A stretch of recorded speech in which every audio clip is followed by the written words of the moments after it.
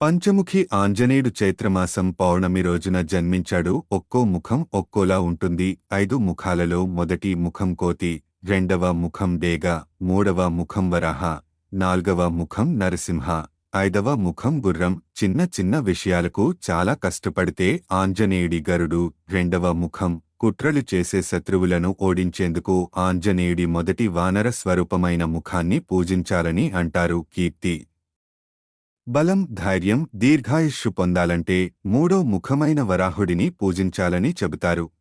భయం, నిస్పృహ, ఒత్తిడి మరియు ప్రతికూల శక్తుల నుండి దూరంగా ఉండటానికి మీరు నరసింహ రూపాన్ని పూజించాలి. అదేవిధంగా మన జీవితంలోని కోరికలన్నీ తీరాలంటే అశ్వముఖాన్ని పూజించాలని పండితులు అంటున్నారు. పంచముఖి ఆంజనేయ స్వామిని పూజించడం ద్వారా పైన పేర్కొన్న 5 రకాల సమస్యలు తప్పకుండా తొలగిపోతాయని చెబుతారు. ఆంజనేయ స్వామికి అత్యంత ప్రీతిపాత్రమైన వడమాల సింధూరాన్ని నైవేద్యంగా సమర్పించి పూజించడం వల్ల విశేష పుణ్యఫలం లభిస్తుందని చెబుతారు. అంతేకాదు ఆంజనేయుడిని తరచుగా పూజించే వారికి శనిదేవునికి సంబంధించిన సమస్యలు కూడా తొలగిపోతాయని చెబుతారు.